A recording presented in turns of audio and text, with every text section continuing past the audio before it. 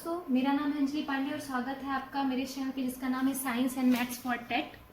दोस्तों, हमने पिछले वीडियो लेक्चर्स में मेंस्ट्रुएशन के कॉन्सेप्ट देखे थे। आज हम प्रीवियस ईयर क्वेश्चन जो कि बीईओ के एग्जाम में आ चुके हैं और उसके साथ ही ये क्वेश्चंस मैंने देखे कि एसएससी और टेट में भी पूछे जा चुके हैं। तो मेंस्ट्रुएशन के वो क्वेश्चन जो बीईओ, एसएससी और टेट में भी आ चुके हैं, उन क्वेश्चंस की प्रैक्टिस करेंगे। तो चलिए, सबसे पहले हम बिना टाइम वेस्ट किए पहला क्वेश्चन देखते हैं।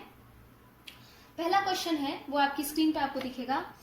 एक वर्ग के भीतर 1 मीटर त्रिज्या वाला, कितने मीटर त्रिज्या वाला? 1 मीटर त्रिज्या वाला एक वृत्त, जैसा कि चित्र यहाँ पर है दोस्तों, चित्र में दर्शाया गया है, खींचा गया है। यानी एक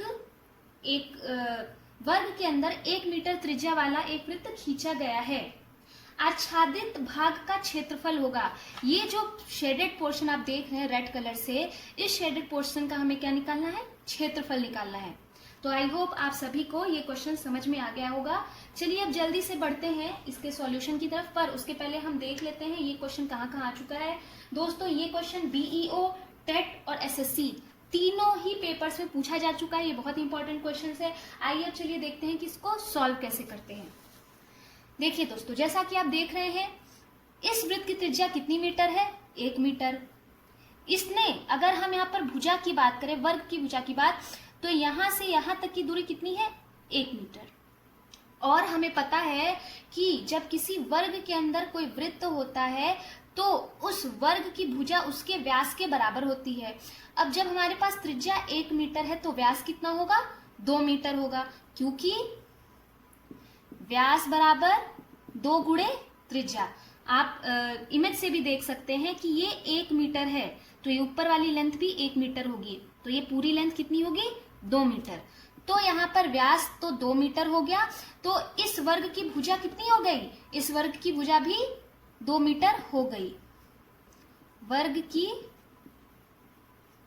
भुजा बराबर 2 मीटर। अब हमारे पास वर्ग की भुजा आ गई, तो हम इस पूरे वर्ग का क्षेत्रफल निकाल सकते हैं। तो वर्ग का क्षेत्रफल कितना हो गया?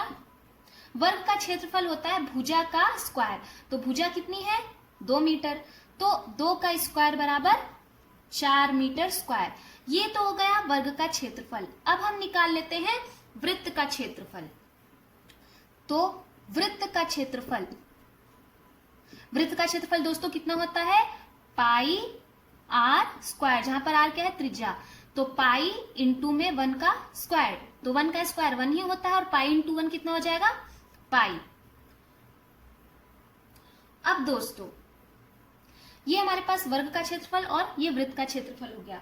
इस इमेज को देखिए, अगर हम वर्ग के क्षेत्रफल में से वृत्त का क्षेत्रफल घटा दें तो ये जो कोनों पर, यहाँ कोनों पर जो 4 जगहों पर जो एरिया छूटा है उसकी वैल्यू हमें पता चल जाएगी। वर्ग में से अगर वृत्त का क्षेत्रफल घटा दे तो इन कोनों में जो 4 जगहों पर एरिया छूटा है उसकी वैल्यू हमें पता चल जाएगी। तो आइए, बचे हुए भाग का क्षेत्रफल, बचे हुए भाग का क्षेत्रफल बराबर, तो 4 माइनस पाई, 4 माइनस पाई हो जाएगा। अब दोस्तों, यहां पर इसने हमसे पूछा है कि ये जो आच्छादित भाग है, दोस्तों क्वेश्चन में हमसे पूछा गया है कि हमें केवल इस पोर्शन का ही क्षेत्रफल निकालना है। जैसा कि हम यहाँ देख सकते हैं कि ये जो बचा हुआ क्षेत्रफल आया वो 4 भागों में इक्वली डिवाइड है। ये रूल है दोस्तों, इसमें कभी कंफ्यूज मत होइएगा। जो भी बचा हुआ पोर्शन है वो 4 भागों में इक्वली डिवाइड है, यानी इस बचे हुए पोर्शन की जितनी वैल्यू होगी, जितना क्षेत्रफल होगा, वही इसका भी क्षेत्रफल होगा। यानी अगर हम इस पूरे क्षेत्रफल को 4 से भाग दे दें तो हमें पर्टिकुलर इस शेडेड एरिया का क्षेत्रफल पता चल जाएगा। क्यों? क्योंकि ये 4 भागों में बटा हुआ है, उसके बाद मिलकर हमें ये वैल्यू आई। इन टोटल 4 भागों की वैल्यू हमें पता है, लेकिन अगर हमें केवल एक भाग की वैल्यू पता करनी हो तो हम इसको 4 से भाग दे देंगे। तो बचे हुए भाग का क्षेत्रफल हमें पता हो गया। अब आच्छादित यानी शेडेड भाग का क्षेत्रफल पता लगाने के लिए हम क्या करेंगे, 4 माइनस पाई अपॉन 4। इसको हम इस तरीके से भी लिख सकते हैं, 4/4 माइनस पाई बाई 4। ठीक है दोस्तों, अब 4 से 4 कट जाएगा और यहाँ 1 आ जाएगा, तो वैल्यू हो जाएगी, मैं इसे इरेज करके फाइनल वैल्यू लिख देती हूँ। वैल्यू हो जाएगी 1 माइनस पाई बाई 4। तो हमारा राइट आंसर ये हो जाएगा 1 माइनस पाई बाई 4। उम्मीद करती हूँ कि आप सबको ये क्वेश्चन समझ में आ गया होगा। ये क्वेश्चन दोस्तों बहुत ही इंपॉर्टेंट है। ये बीईओ, एसएससी, टेट तीनों ही टाइप के एग्जाम में पूछा जा चुका है। अब दोस्तों हम बढ़ते हैं अपने अगले क्वेश्चन की तरफ, जो कि बीईओ के एग्जाम में पूछा जा चुका है। तो आइए इसको, ये आपकी क्वेश्चन आपकी स्क्रीन पर आपको ये क्वेश्चन दिख रहा होगा। 2, 4, 6 तथा 8 सेंटीमीटर व्यास वाले वृत्तों का औसत क्षेत्रफल होगा। मैं एक बार फिर क्वेश्चन रिपीट कर देती हूँ। 2, 4, 6 तथा 8 सेंटीमीटर व्यास वाले वृत्त का औसत क्षेत्रफल होगा। तो चलिए जल्दी से इसका सॉल्यूशन देख लेते हैं।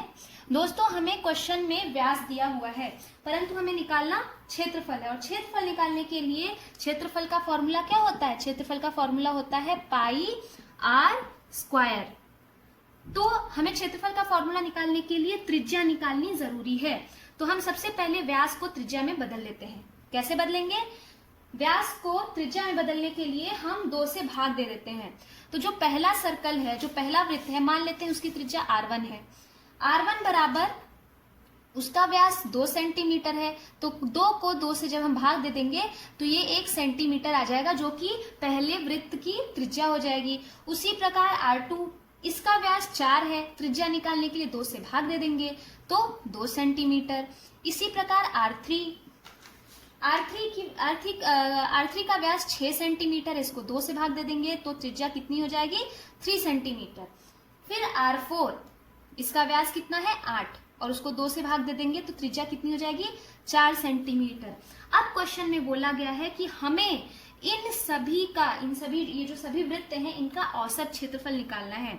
दोस्तों औसत क्षेत्रफल या किसी भी वैल्यू का औसत निकालने के लिए हम सारी क्वांटिटीज को, मान लीजिए हमारे पास A1, A2, A3 क्वांटिटीज है, 3 क्वांटिटीज है, इन सभी क्वांटिटीज को जोड़कर जितनी क्वांटिटी होती है उसको गिन लेते हैं। मान लीजिए हमारे पास 1, 2, 3 क्वांटिटीज है, उसको हम उतने ही नंबर से भाग दे देते हैं, तो इससे हमारा क्या पता चल जाता है, औसत। तो अब सबसे पहले हम क्षेत्रफल निकाल लेते हैं, क्योंकि हमें क्षेत्रफल का औसत पता करना है।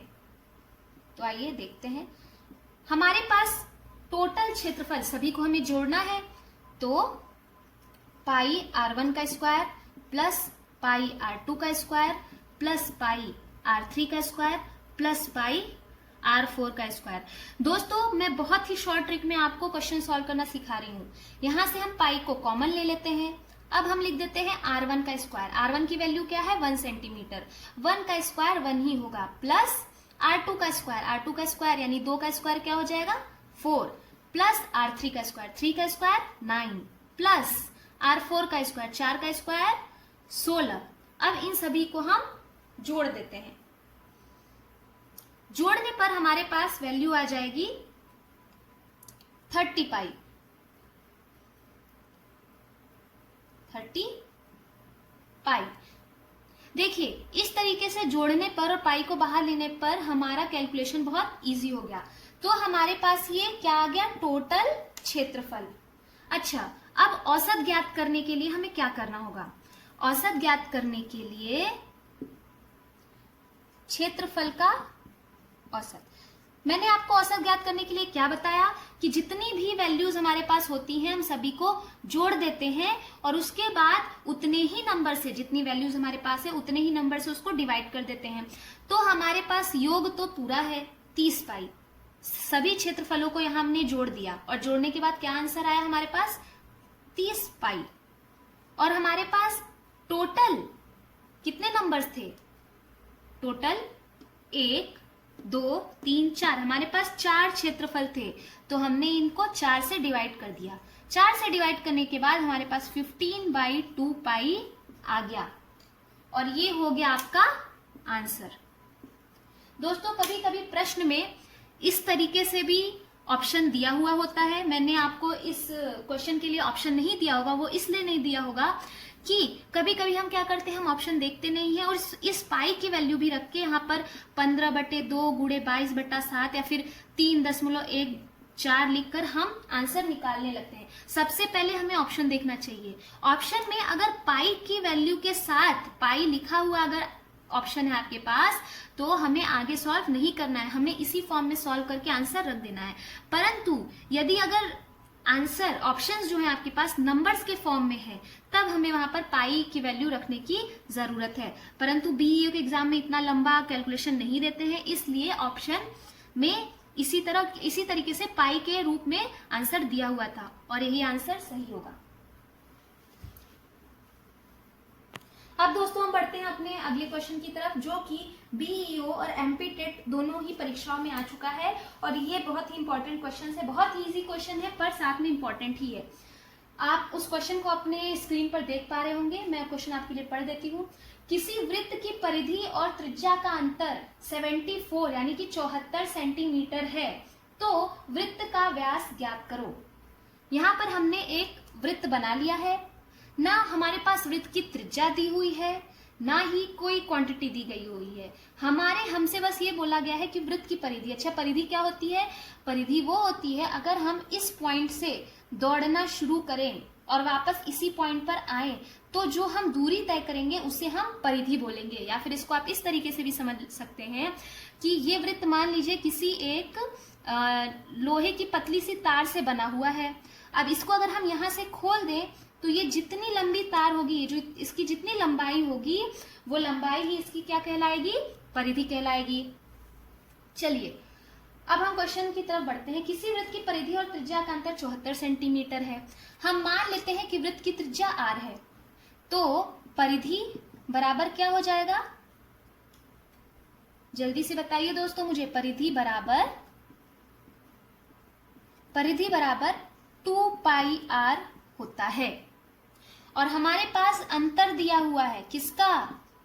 परिधि और त्रिज्या में, तो यानी 2πr माइनस r की वैल्यू हमें दी हुई है और ये वैल्यू कितनी है? 74 सेंटीमीटर। अब दोस्तों क्वेश्चन को सॉल्व करने के लिए यहां पर हम r को कॉमन ले लेते हैं। 2π माइनस 1, r को कॉमन लेने के बाद यहां पर 1 बचेगा, इज इक्वल्स टू 74।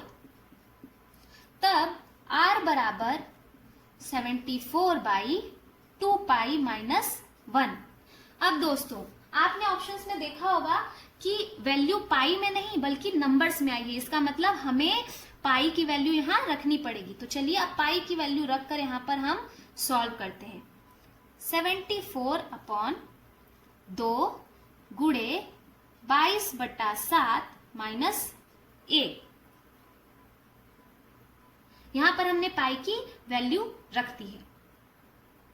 चलिए अब हम दोस्तों इसे हम कुछ इस तरीके से लिख सकते हैं। 74 इंटू 7/37, 37 दूनी 74 और 7 दूनी 14। हमारे पास ये त्रिज्या बराबर कितना आ गया? 14 सेंटीमीटर। अब हमें सिंपली व्यास निकालना है। हम जानते हैं कि व्यास बराबर 2 गुणे त्रिज्या यानी 2 गुणे 14 और यहां पर हमारे पास व्यास क्या निकल के आ जाएगा? 28 सेंटीमीटर। दोस्तों आप देख सकते हैं क्वेश्चन बहुत ही इंपॉर्टेंट भी है और बहुत ही इजी भी है। आप सब इन सारे क्वेश्चंस की प्रैक्टिस एक बार खुद से जरूर कर लीजिएगा। दोस्तों अब हम अपना अगला सवाल देखते हैं। ये सवाल बहुत ही इंपॉर्टेंट है, ये बीईओ के क्वेश्चन में पूछा जा चुका है, परंतु बीईओ के अलावा भी ये बहुत सारे एग्जाम्स में पूछा जा चुका है और ये बहुत ही स्टैंडर्ड जो बुक्स होती है उनमें भी ये क्वेश्चंस हैं। ये क्वेश्चन बेसिकली बुक से ही लिए गए हैं, परंतु बहुत इंपॉर्टेंट और थोड़ा सा ट्रिकी क्वेश्चन है। तो चलिए आइए देखते हैं। ये क्वेश्चन आपको स्क्रीन पे दिख रहा होगा, मैं आपके लिए पढ़ देती हूँ। एक आदमी वर्गाकार मैदान को विकर्णतः 4 किलोमीटर प्रति घंटा की गति से 3 मिनट में पार करता है। मैदान का क्षेत्रफल बताइए। दोस्तों हमारे पास है, हमसे बोला गया है कि एक वर्गाकार मैदान है, उसको एक आदमी पार करता है। कैसे पार करता है? विकर्णतः। अब विकर्ण क्या होता है, विकर्णता पार करने का क्या मतलब होता है। देखिए विकर्ण तो सबसे पहले जान लेते हैं, किसी भी आकृति में जो दो आमने सामने की बिंदु होते हैं उनको मिलाने वाली जो रेखा होती है उसे विकर्ण कहते हैं। ये रेखा उस आकृति में सबसे बड़ी रेखा होती है। अब क्वेश्चन में बोला गया है कि आदमी इस मैदान को विकर्णतः पार करता है, यानी ऐसे पार करता है, इस पॉइंट से इस पॉइंट तक ऐसे सीधी रेखा में जाता है। हमारे पास क्वेश्चन में चाल दी गई है, चाल की वैल्यू दी गई है 4 किलोमीटर प्रति घंटा। समय, पूरा का पूरा मैदान इस तरीके से पार करने में समय कितना लगा, 3 मिनट का समय लगा। और पूछ क्या रहा है दोस्तों, पूछ रहा है क्षेत्रफल। अब कई लोग सोचेंगे अरे चाल और समय दिया हुआ है, ना भुजा की वैल्यू दी गई है ना विकर्ण की वैल्यू दी गई है, क्षेत्रफल कैसे पता लगाएंगे। बहुत ही सरल है दोस्तों, हमें पता है 2 फॉर्मूले, इस क्वेश्चन में सिर्फ 2 फॉर्मूले लगेंगे। पहला तो दूरी का फॉर्मूला जो कि होता है चाल गुणे समय। इस फॉर्मूले से हम ये दूरी निकाल लेंगे और जब ये दूरी निकल जाएगी तो हमारे पास किस चीज की वैल्यू आ जाएगी, ये विकर्ण की वैल्यू आ जाएगी। और एक दूसरा फॉर्मूला लगेगा, क्षेत्रफल बराबर विकर्ण, वर्गाकार मैदान का क्षेत्रफल, किसी और चीज का क्षेत्रफल नहीं, वर्गाकार मैदान, वर्ग का क्षेत्रफल विकर्ण का स्क्वायर बटा 2। अच्छा, आप लोगों में से कुछ लोग बोलेंगे कि पिछली क्लास में तो हमने ये फॉर्मूला देखा ही नहीं। क्षेत्रफल का फॉर्मूला, वर्ग के क्षेत्रफल का फॉर्मूला तो होता है भुजा का स्क्वायर, तो ये फॉर्मूला भी वही उसी फॉर्मूले का एक दूसरा रूप है। तो आइए देखते हैं कि किस तरीके से। अगर आपको कंफ्यूजन है तो मैं आपका डाउट क्लियर कर देती हूँ। देखिए विकर्ण बराबर क्या आया था हमारे पास, √2 गुणे में भुजा। यदि हम यहां से भुजा निकालने की कोशिश करें तो भुजा बराबर विकर्ण बटा √2। अब यहां से अगर क्षेत्रफल निकालने की कोशिश करें तो क्षेत्रफल बराबर भुजा का स्क्वायर। अगर भुजा का स्क्वायर, भुजा वाली जगह अगर हम ये वाली चीज रख दें तो क्या आ जाएगा, विकर्ण का स्क्वायर बटा में √2 का स्क्वायर क्या होगा, 2। यानी देखिए हमें यही फॉर्मूला मिल गया कि नहीं, हमारे पास इस यहां से ये फॉर्मूला वापस आ गया, यानी ये फॉर्मूला सही फॉर्मूला है। और ये फॉर्मूला कहां से आया, भुजा स्क्वायर वाले फॉर्मूले से ही आया है, बस हमने थोड़े टर्म्स इधर से उधर कर दिए हैं। इसलिए मैं कहती हूँ फॉर्मूलाज रटने की जरूरत ही नहीं है, सारे फॉर्मूलाज एक ही फॉर्मूला के डेरिवेटिव होते हैं। तो आई होप मैंने ये क्वेश्चन आपको आधा समझा दिया है। अब हमें केवल कैलकुलेशन करने की जरूरत है। बोर्ड थोड़ा छोटा है इसीलिए मैं इसे ऐसे 2 पार्ट्स में डिवाइड कर लेती हूँ। तो चलिए सबसे पहले दूरी पता लगाते हैं, लेकिन दूरी पता लगाने से पहले यहाँ एक चीज ध्यान देने वाली है दोस्तों। क्वेश्चन सॉल्व करते हुए एक चीज आप सबसे पहले देखिए, खास करके अगर आप मेंसुरेशन का क्वेश्चन सॉल्व कर रहे हैं तो जितनी भी क्वांटिटीज दी हुई हैं उनकी मात्रा, उनके जो यूनिट्स होते हैं वो सेम होने चाहिए। जैसे यहाँ चाल की यूनिट है किलोमीटर प्रति घंटा, परंतु समय की यूनिट है मीटर, और हमसे क्षेत्रफल निकालने के लिए किस यूनिट में बोला गया है, मीटर स्क्वायर। यानी हमें इस किलोमीटर को मीटर में बदलना है और इस घंटे को मिनट में बदलना है। हमें सारे यूनिट्स सेम करने हैं। तो आइए देखते हैं कि कैसे कर सकते हैं हम यूनिट्स को सेम। बहुत ही इजी है दोस्तों, बने रहिए हमारे साथ इस वीडियो के अंत तक ताकि आपके सारे डाउट्स क्लियर हो सके। तो चलिए सबसे पहले देखते हैं, 4 किलोमीटर को हमें मीटर में बदलना है। हमें पता है कि 1 किलोमीटर बराबर 1000 मीटर। तो इसको मीटर में बदलने के लिए हमें इसको गुणा करना पड़ेगा 1000 से। अब यहाँ पर कौन सा निशान है, बटे का निशान। यहाँ पर हम बटे का निशान लगा लेते हैं। यहाँ क्या है, घंटा। हमें पता है कि 1 घंटा 1 आवर बराबर 60 मिनट, MI मिनट। तो यहाँ पर आवर की जगह, नीचे यहाँ आवर की जगह देखिए बटे का ही निशान है, इसको मैं ऐसे भी करके लिख सकती थी, पर सहूलियत के लिए यहाँ मैंने ऐसे लगा दिया है। तो 1 आवर की जगह हम 60 से गुणा कर देते हैं। तो अब ये चीज बन जाएगी मीटर बटा मिनट में। अगर हमें इसी को सेकंड में बदलना होता है तो हम 60 गुणे 60 भी कर देते, लेकिन हमें मिनट में ही बदलना है। तो अब इसको सॉल्व करते हैं। 0 से 0 कटेगा, 2 दूनी 4, 2 त्रिक 6। तो ऊपर की वैल्यू आ जाएगी 200 बटा में 3 मीटर प्रति मिनट। यानी चाल की वैल्यू क्या आ गई, 200 बटा 3 मीटर प्रति मिनट। अब हम दूरी की वैल्यू निकाल लेते हैं। दूरी बराबर चाल गुणे समय, तो चाल क्या है 200/3, समय कितना है गुणे 3 मिनट, तो 3 से 3 कट गया, दूरी आ गई हमारी 200 मीटर। यानी हमारे पास ये किसकी वैल्यू आ गई दोस्तों, जल्दी बताइए, ये हमारे पास आ गई वैल्यू किसकी, विकर्ण की। जी हाँ, विकर्ण की वैल्यू आ गई। अब ये क्वेश्चन, इस क्वेश्चन में कुछ नहीं रह गया है, अब हमें जल्दी से बस क्षेत्रफल निकाल देना है फॉर्मूले में रखकर। तो वर्ग का क्षेत्रफल होता है विकर्ण का स्क्वायर बटा में 2, विकर्ण की वैल्यू आई 200, 200 गुणे 200 बटा में 2, 100 दूनी 200, यहाँ आ गया 100 और 2 0 0 0 0।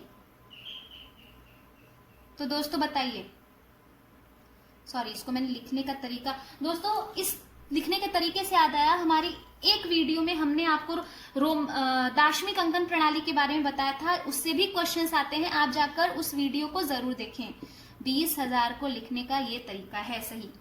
तो ये किसमें आ गया, मीटर स्क्वायर में, यानी हमारा 20,000 वाला जो ऑप्शन है वो सही हो जाएगा। तो आप सभी को समझ में आ गया कि क्वेश्चंस होते हैं घुमावदार, परंतु अगर हम ट्रिक से चलें, थोड़ा सा दिमाग लगाएं क्वेश्चंस में, तो मेंसुरेशंस के क्वेश्चन बहुत ही इजीली हो जाते हैं, और हमें साथ ही थोड़ा पेशेंस भी रखना पड़ेगा। चलिए दोस्तों, अब अपने अगले क्वेश्चन की तरफ बढ़ते हैं। अब चलिए दोस्तों आगे बढ़ते हैं अपने अगले क्वेश्चन की तरफ। ये क्वेश्चन भी बहुत इंपॉर्टेंट है, ये BEO SSC के साथ साथ ALP के एग्जाम में, असिस्टेंट लोको पायलट के एग्जाम में भी आ चुका है। मैं इस सीरीज में बहुत जो मोस्ट इंपॉर्टेंट क्वेश्चंस है वही छाट कर लाई हूँ, और जो थोड़े ट्रिकी क्वेश्चंस हैं, जो क्वेश्चन सॉल्व करते टाइम आप एग्जाम में फंस सकते हैं, मैं वो क्वेश्चन लेकर आई हूँ। और चलिए अब हम अपना अगला क्वेश्चन देखते हैं। आपको स्क्रीन पर दिख रहा होगा, एक समचतुर्भुज की भुजा 20 सेंटीमीटर तथा विकर्ण 24 सेंटीमीटर है, उसका क्षेत्रफल ज्ञात करिए। जो स्टूडेंट्स यहाँ पर पहले से मौजूद हैं, जिन्होंने पिछली वीडियोस के लेक्चर्स देखे हैं, उन्हें पता चल रहा होगा कि मैं समचतुर्भुज के बारे में यहाँ पर बात कर रही हूँ, और समचतुर्भुज, समांतर चतुर्भुज और समलंब चतुर्भुज से रिलेटेड वीडियो हमने अपने पिछले वीडियो में इन तीनों टॉपिक्स के बारे में बात की थी। जो भी बच्चे समचतुर्भुज और समांतर चतुर्भुज में कंफ्यूज होते हैं, वो जाकर हमारी पुरानी वीडियो देख सकते हैं। अब चलिए दोस्तों, अब हम जल्दी से, हम समचतुर्भुज की प्रॉपर्टीज तो जानते ही हैं, अब हम जल्दी से क्वेश्चन की तरफ बढ़ते हैं। क्वेश्चन में भुजा की वैल्यू 20 सेंटीमीटर बताई गई है। अब और हम जानते हैं समचतुर्भुज में जो चारों भुजाएं होती हैं वो बराबर होती हैं, यानी ये भी 20 सेंटीमीटर, ये भी 20 सेंटीमीटर, ये भी 20 सेंटीमीटर। परंतु हमें भुजाओं से कुछ खास लेना देना है नहीं, हमें यहाँ क्षेत्रफल पता करना है, और हमें पता है कि क्षेत्रफल बराबर D1 इंटू D2 बटा में 2। D1 D2 यहाँ पर दो विकर्ण है, एक विकर्ण की वैल्यू हमारे पास दी गई है, ये जो AC ये जो विकर्ण है उसकी वैल्यू हमारे पास दी गई है, जो कि है 24 सेंटीमीटर। और अगर हम इस पॉइंट से केवल इस पॉइंट तक की बात करें, पॉइंट O से केवल C तक की बात करें, तो ये हो जाएगा 12 सेंटीमीटर, क्योंकि हम जानते हैं कि समचतुर्भुज तथा समांतर चतुर्भुज में दोनों विकर्ण एक दूसरे को जिस पॉइंट पर काटते हैं, वो पॉइंट कुछ इस तरीके से होता है कि वो एक दूसरे को समद्विभाजित करते हैं। यानी ये विकर्ण इसको इस पॉइंट पे काट रहा है, तो इसके एक साइड 12 सेंटीमीटर, दूसरे साइड भी 12 सेंटीमीटर होगा। अब दोस्तों हमें एक विकर्ण के बारे में तो पता है, परंतु हमें क्षेत्रफल पता करने के लिए दूसरा विकर्ण पता लगाना जरूरी है। तो आइए देखते हैं कि इसको कैसे पता लगाया जा सकता है। दोस्तों मैंने आपको समकोण त्रिभुज के बारे में बताया था, जो कि मेंस्ट्रुएशन 2D में बहुत ही की पॉइंट का, मास्टर कार्ड का काम करता है। अब यहाँ पर हम DOC, ये जो मैं रेड मार्कर से ऐसे मार्क कर रही हूँ, उसको देखें तो क्या ये एक समकोण त्रिभुज बना रहा है? जी हाँ, बिल्कुल बना रहा है, कुछ इस तरीके से। इसको मैं यहाँ ड्रॉ कर देती हूँ, ODC। इसी त्रिभुज को मैंने यहाँ इस तरीके से बना लिया है। देखिए, OC की वैल्यू है 12 सेंटीमीटर, OD की वैल्यू हमें नहीं पता, पर DC की वैल्यू जो कि कर्ण हो जाएगा, इस समकोण त्रिभुज का कर्ण हो जाएगा, उसकी क्या वैल्यू है? वो है 20 सेंटीमीटर। अब हमें कैसे पता चला कि ये वाली लाइन कर्ण है? मैंने बताया था कि जिन दो भुजाओं के बीच में 90 डिग्री का कोण बनता है, उन दोनों के सामने वाली भुजा जो होती है, उन दोनों को मिलाने वाली जो भुजा होती है, वो क्या होती है? कर्ण होती है। और हमें पता है, अगर हमें कर्ण और ये आधार की वैल्यू पता है, तो हम इस ओडी की वैल्यू पता लगा सकते हैं। जी हाँ, बिल्कुल पता लगा सकते हैं। ओडी बराबर अंडर रूट में कर्ण का स्क्वायर यानी 20 का स्क्वायर माइनस में 12 का स्क्वायर यानी 400 माइनस 144। 400 में जब 144 घटाएंगे दोस्तों तो 256 आएगा, और 256 16 का स्क्वायर 256 होता है, तो 256 का रूट 16 हो जाएगा।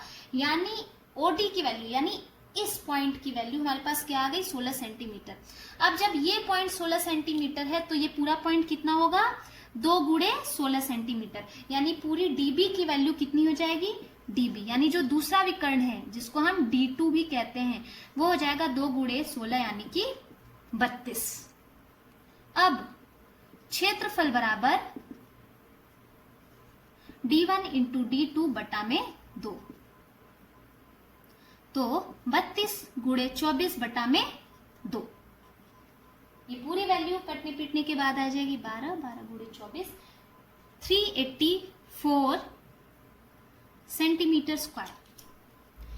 दोस्तों ये क्वेश्चन आप सभी को बहुत लंबा लग रहा होगा। क्वेश्चन पेपर में कैसे करेंगे आप इतना लंबा, इतनी लंबी कैलकुलेशन आप कैसे करेंगे? जी हाँ, कॉन्सेप्ट के लिए तो ये चीजें ठीक है, परंतु क्या इससे आपको नौकरी मिलेगी? क्या एक क्वेश्चन में इतना टाइम लगा देना क्या आपको नौकरी दिलाएगा? नहीं, मुझे नहीं लगता। तो चलिए आइए अब देखते हैं किसी क्वेश्चन से हम नौकरी कैसे पा सकते हैं, ट्रिक्स के साथ। अब इसी क्वेश्चन को हम ट्रिक के साथ करिए, चलिए देखते हैं कि कैसे करते हैं। तो आइए देखते हैं। दोस्तों यहां तक पाइथागोरस थ्योरम तक तो ये क्वेश्चन ठीक ऐसे ही चलेगा, परंतु अभी हमने एक प्रोसीजर देखा जिसमें हमने अंडर रूट 20 का स्क्वायर माइनस 12 का स्क्वायर किया, फिर हमने लंबी चौड़ी कैलकुलेशन की, फिर उसके बाद हमने ओडी की वैल्यू पता लगाई। परंतु ये वैल्यू पाइथागोरियन ट्रिपलेट से बहुत आसानी से पता लगाया जा सकता है। अब मैं जो नंबर्स लिखने जा रही हूँ ब्लैक बोर्ड पर, उसे आपको कॉपी में नोट करना होगा। ये पूरी जिंदगी भर के लिए आपको काम आएगा और बड़े बड़े कैलकुलेशंस को एलिमिनेट करने में आपकी मदद करेगा। ये है पाइथागोरियन ट्रिपलेट्स।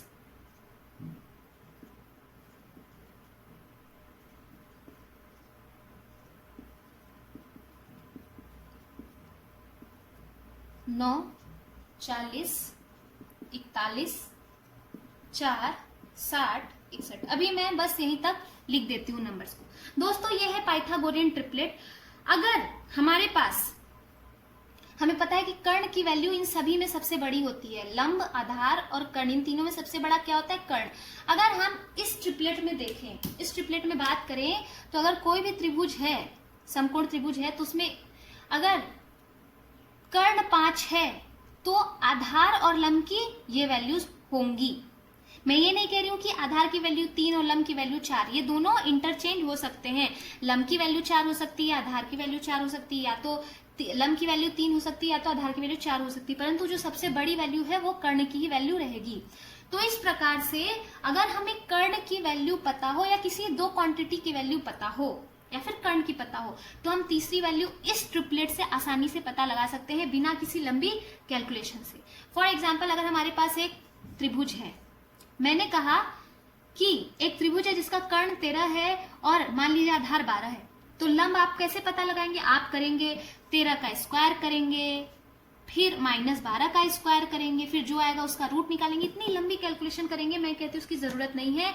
ये जो ट्रिक है आपके पास पाइथागोरियन ट्रिपलेट का, इसे रट लीजिए, ये आपको हर एग्जाम में काम आने वाला है। ये पाइथागोरियन की टेक्निक बहुत इंपॉर्टेंट है, बहुत जल्दी से ऐसे चुटकियों में क्वेश्चन सॉल्व होते हैं।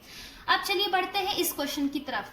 यहाँ पर इस क्वेश्चन की तरफ आते हैं और देखते हैं कि ये पाइथागोरियन ट्रिपलेट्स यहाँ कैसे काम करते हैं।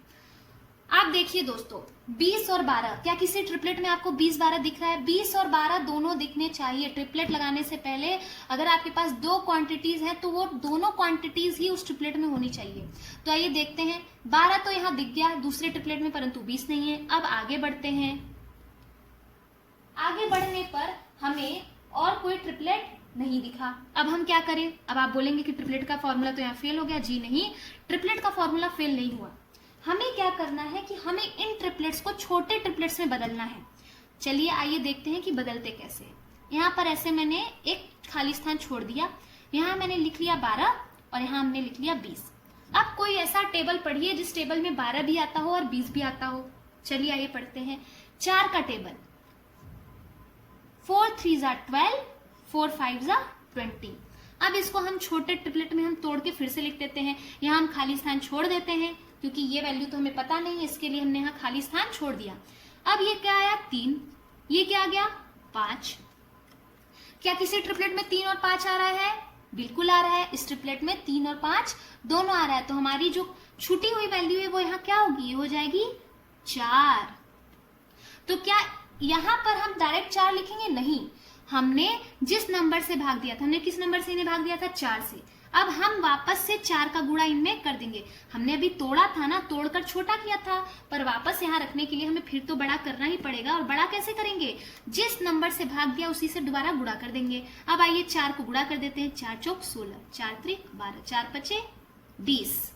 यानी इसकी वैल्यू क्या होगी? इसकी वैल्यू हो जाएगी 16। देख लीजिए कितनी आसानी से, बस हमने ये नंबर रट लिए, उसके बाद हमने बड़ी ही आसानी से तुरंत देखा 20 12, इसको हमने तोड़ा और तुरंत हमने यहाँ पर 16 रख दिया।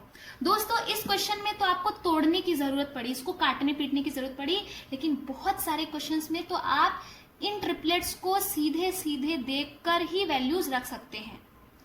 तो ये जो मैंने आज आपको एक ट्रिक बताई पाइथागोरियन ट्रिपलेट की, ये बहुत ही रामबाण ट्रिक है, आपको बहुत बड़े बड़े कैलकुलेशन से एग्जाम में बचा लेती है, पसीने छूटने से बचा लेती है। जितनी लंबी कैलकुलेशन होगी उतनी ही ज्यादा गलतियां होने के चांसेस रहेंगी, बट अब यहाँ पर क्या गलती होने की चांसेस है? बहुत कम है, 0 के बराबर है। अब देखिए दोस्तों, हमारे पास इसकी वैल्यू बड़े आसान तरीके से आ गई 16। इस पूरे के वैल्यू फिर क्या होगी? 32, हमें पता है। अब देखिए जल्दी से क्वेश्चन सॉल्व हो जाएगा। हमें पता है D1 की वैल्यू 32, D2 की वैल्यू हमें दी हुई थी गुणे 24/2। तो हमने जो पूरा का पूरा पाइथागोरस थ्योरम लगाने का जो ये यहाँ पर एक प्रोसीजर था वो हमने पूरा एलिमिनेट कर लिया। हमने इसको किससे किया? पाइथागोरियन ट्रिपलेट से। तो ये पाइथागोरियन ट्रिपलेट्स आप सब प्लीज अपने कॉपी में नोट कर लीजिए, इन्हें लर्न कर लीजिए, क्योंकि बहुत सारे अभी आने वाले वीडियोस में जो मैं आपको क्वेश्चन सॉल्व कराऊंगी उनमें ये रामबाण का काम करेगा। तो इस उम्मीद में कि आप सभी को ये वीडियो अच्छा लगा। अगर आप सभी को ये वीडियो अच्छा लगा तो आप प्लीज इसे ज्यादा से ज्यादा शेयर करें, सब्सक्राइब करें हमारे चैनल को, शेयर करें वीडियो को, कमेंट करें और लाइक करें। अगली वीडियो में हम फिर से कुछ क्वेश्चंस लेके आएंगे और मेंसुरेशन 3D की तरफ हम बढ़ेंगे। धन्यवाद दोस्तों।